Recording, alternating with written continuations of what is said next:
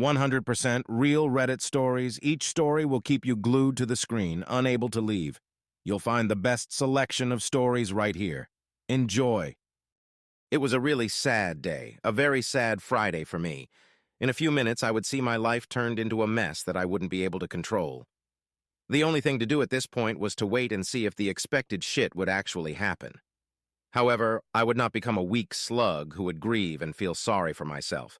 No, I've never forgotten what my old sergeant taught me long ago. Offense is the best defense. My only choice is to fight to at least save my honor, even if many other things go to hell.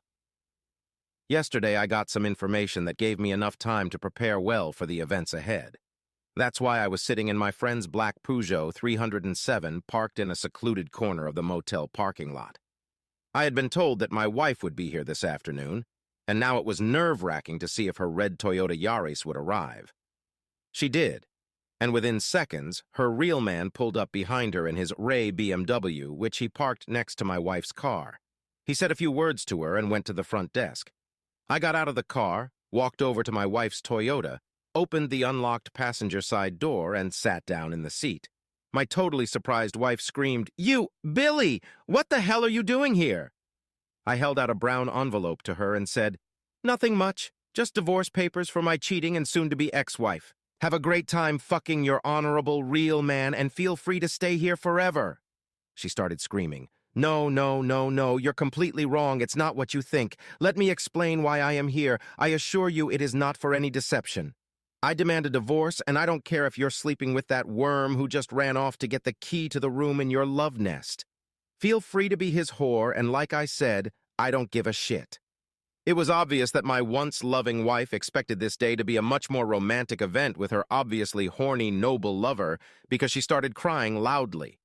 At that moment, her so-called real man was coming back waving his room key, and when he saw Rebecca crying and still sitting in her car, he opened the door on her side and asked, "Who the hell is he and what did he do to you?" While he was saying this, I got out of the car, pulled a small plastic bottle out of my pocket, and as I ran up to him, I heard her sobbing, "He's my husband, and he's going to divorce me because of the two of us. I'm going to beat that stupid idea out of that damned bastard." As my lover turned towards me, I aimed at his face, squeezed a bottle with a mixture of water and shampoo, and the resulting jet of water hit him in the face. His eyes went blind, and it made him scream in anger. While he was temporarily incapacitated, it was time for my second weapon, a dart with 3 prongs soldered to the tip. I quickly stepped behind his back, then swung my right arm sharply and planted the dart through his pants and underwear deep into his left buttock. Thanks to the barbed tip, it remained stuck and would not be able to be pulled out without surgery. Overall, my actions were successful, so I left the obviously unsuccessful lover. He had shampoo in his eyes, a dart in his ass, and cussed like an old dock laborer. My cheating wife was still sitting there crying loudly in her chair. I made my way to my car and left the motel parking lot without further trouble. No matter what happened later that Friday, one thing was for sure. These lovers would not be in the mood for romantic sex. The beginning, I'm Billy Swenson, a 37-year-old Scandinavian guy currently married to 36-year-old Rebecca. Our 2 children, Emile, age 9, and Estelle, age 7. Rebecca and I have been together for 11 years and have been married for 10 of those years. We have almost everything that couples in our position dream of, so we should be very happy, but I regret to say that we are not. In my humble opinion, the main reason for our unhappiness is Rebecca's mother. Even though she's not green, doesn't have a tail, and doesn't spit fire, she should still be considered a truly hostile dragon who has never missed any chance to be a pain in my ass to me. It started with our first meeting. I was invited to dinner at Rebecca's house. It was more of a cross-examination than a nice dinner. After a lot of questions, the dragon said she didn't like my name because Billy is an I name, and she doesn't like people with I names. Upper-class families never gave their children names like that. For example, Billy, Kenny, Ronnie, Molly, Nellie, Cindy, etc. Thanks for that, I thought. I was surprised when both Rebecca and her obviously spineless, slobbering father remained silent, while the dragon humiliated me. She continued by saying that Swenson was a typical farming surname from the days when a son got his father's name along with son at the end of the surname. She continued by saying that she expected something better for Rebecca since her second daughter, Natalie, was going to marry a fine man from a noble family. I had listened enough, stood up and said, "Wasn't this guy's father a bastard in some distant branch of that family? And the fact that he's an unemployed parasite on the welfare system?" Before anyone could answer, I continued, "Will you come with me, Rebecca?" To my great surprise, Rebecca came with me and we left what I thought was a dragon's nest. I'd known Natalie's boyfriend Alexander since my high school days and wasn't surprised that he, with his cheating skills, had led Rebecca's strange mother to consider him God's gift to Natalie. It was none of my business, and what did I even care? Of course, I wasn't invited to Natalie and Alexander's big wedding, and I didn't give a shit about that either. What I cared about was my relationship with Rebecca, and it got better and better until it got so good that it led to her accidental pregnancy. It made the dragon almost spitfire when she called me and blurted out her opinion of what a jerk I really was in her and other decent people's eyes, and that a wedding at her expense was out of the question. The Scandinavian Church of Los Cristianos on the Spanish Canary Island of Tenerife is a very popular place for small weddings, so Rebecca and I went there with our best friend and got married. Both Rebecca and I found a great job in a town 210 kilometers away from our hometown, so I had minimal contact with her mother, who spent all her efforts and a lot of money on Natalie and Alexander. The following years were good for Rebecca, me, and our 2 children. We made good money, bought a nice house, and made many friends in our new hometown. Our sex life was still on a good level. Because of the distance, I had minimal interaction with Rebecca's family because her parents never visited us, and when we returned to our hometown to see my family, Rebecca visited hers. Finally, even Alexander had had enough of the dragon we shared as mother-in-law. To everyone's surprise, he had succeeded in his business and gladly accepted the promotion, which involved moving to a new place 280 kilometers away. After some arguments with Natalie, he gave her a simple choice: accept the move or get a divorce. She followed him to his new job. Now the dragon remembered that she had a daughter named Rebecca and started calling her daily. After a while, without realizing it, Rebecca began to feel colder towards me. The 3 wonks focused on more whining about what I did, didn't do, or should have done, and more crap about how good things were with Natalie and Alexander. Our relationship didn't improve when I told Rebecca that the main reason Alexander had left was to stay away from the hostile dragon that was his mother-in-law. Trouble never comes alone, and Rebecca's feelings for me grew even colder when a new guy, also from some side branch of a noble family, started working with her. Pretty soon, Rebecca started describing him as a sort of Superman, or at least a real man. He was married to a nurse, but his wife was in Tanzania, Africa, volunteering as a nurse at some medical center, and had about 3 months left before her trip was over. Real man. And his wife intended to buy a house when she returned, but for now he was living in our town, renting a room in his wife's married sister's house. Rebecca really bugged me when she compared my business, my vocabulary, and even my clothes to that real man at her job. Needless to say, who ended up being the winner in those comparisons? Although Rebecca and I still had sex, my attempts were often met with comments like, "Oh, again? And can't you ever have enough?" If it weren't for our children and Rebecca's many positive aspects, I would have dumped her a long time ago. But she was clearly a faithful, good mother, loved to cook, kept herself in good shape, and we worked well together, keeping the house and beautiful garden clean. If she hadn't started her nagging and other sour remarks about me, she would still be a dream wife for me. Of course, I wasn't a wuss who took all her crap without also telling her my opinion. It compounded our problems, like one night when our kids were asleep. "I really wish you were more like my coworker," Rebecca said. "If you're in love with this cheater, why don't you file for divorce and become his whore? But as long as we're married, I will never accept any cheating. Fuck that asshole behind my back and be sure I teach him that while you may act like a cheap whore, your services will command a high price." Rebecca started screaming hysterically. "You're just a bastard! What the hell did you just say about me? How dare you call me a whore? Be sure you pay for it." "Wouldn't it be better if your customers paid?" I shouted back. Before she could answer anything nasty, 2 frightened and crying children came up to us, and I started doing my best to calm them down. 2 very cold weeks followed after her outburst. The first weekend, she and our kids went to visit her parents, and then the next weekend when Natalie and Alexander came to visit us. Rebecca played good wife and was nice to me until our guests left Sunday morning. When we waved goodbye to them, she said, "Don't be naive to expect any favors from me." The following Thursday, everything went downhill when one of Rebecca's co-workers called me at work and after a brief introduction got straight to the point. "We have a new, very charming guy at work, and 3 of his female co-workers are competing to seduce him. Your wife, me, and another single girl. Although we begged your wife to leave it alone since she's already married to a good man, she refused to listen to us. Now she's damn proud and bragging that she won our contest and is going to the motel with him tomorrow after lunch." I thanked her and convinced her to keep that call a secret so I could do something about our problem. Back home after work, I watched Rebecca and felt that she was a little more cheerful than usual.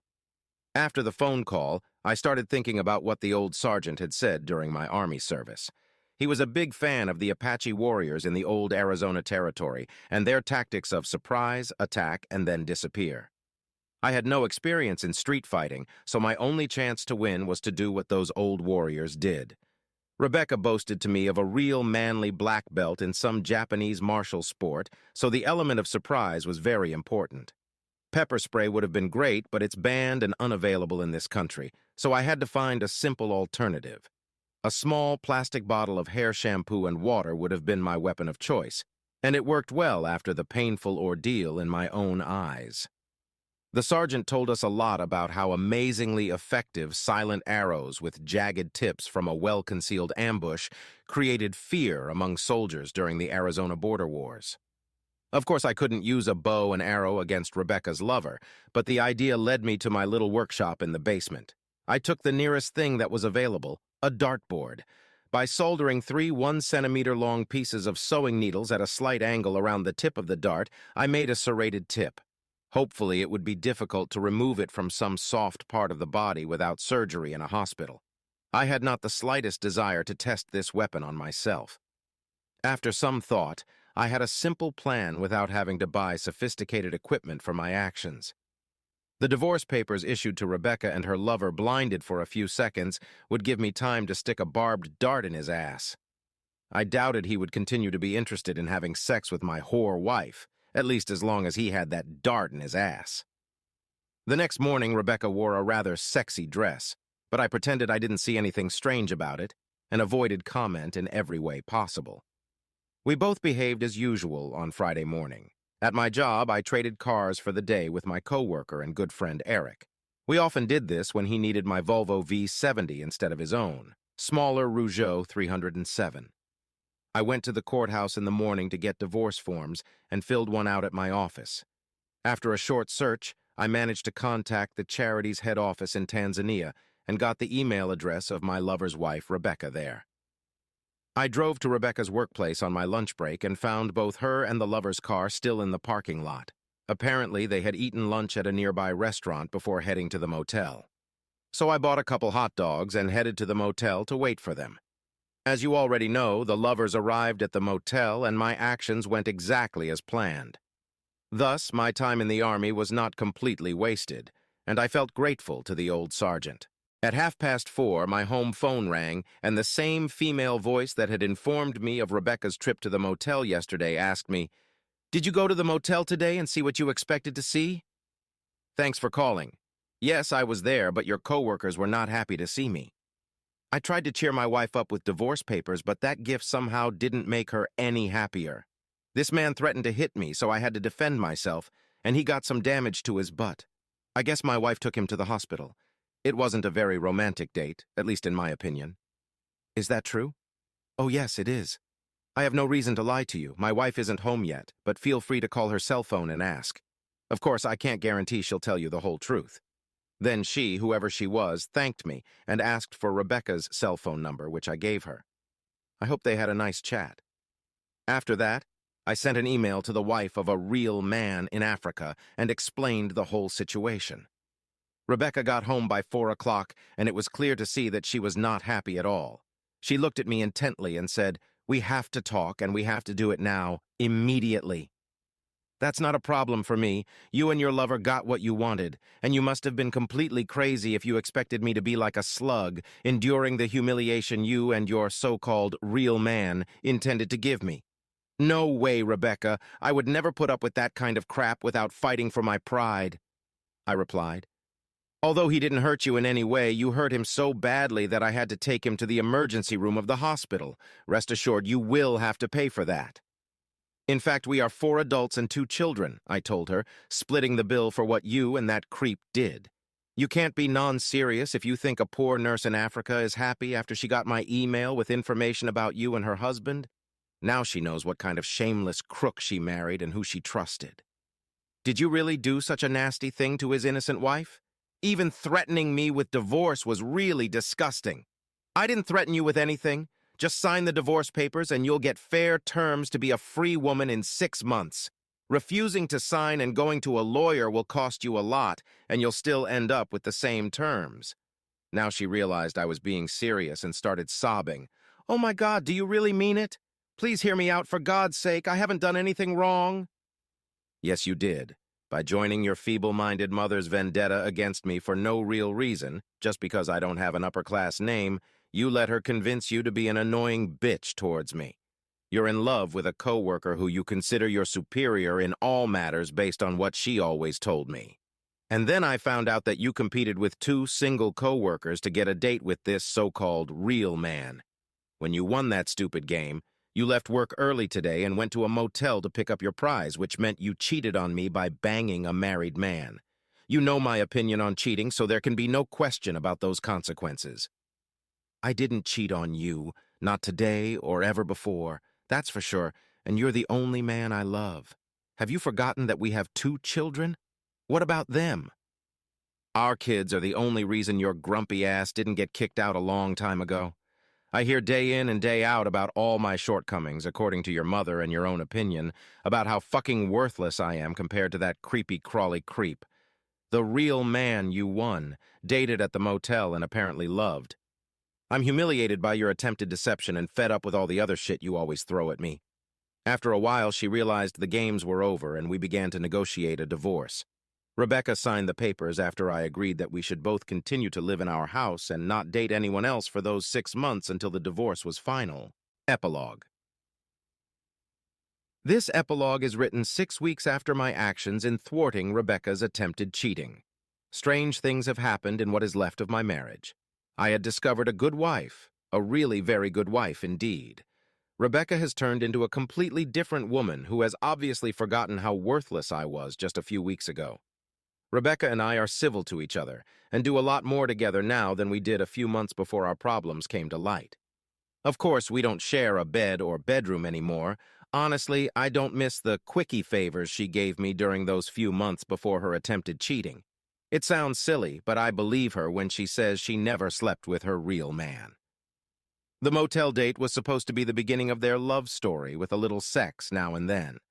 Real man's wife demanded that he come to Tanzania to work for free at an aid camp until her own contract expired. He went there to save his marriage, and his wife sent me an email saying he was doing well and that she had forgiven him. She even begged me to forgive Rebecca. But I don't know what to do because we still have at least 20 weeks to think about it before our divorce is finalized. However, it will be interesting to see if Rebecca is serious about her good wife mission and how long she can continue it. This could be greatly helped if one famous dragon remains submerged in the depths of Loch Ness, Lake Champlain, or simply remains in her nest. Thank you for listening to the entire story. If you enjoyed the video, please hit the like button and subscribe for more exciting stories. Until next time,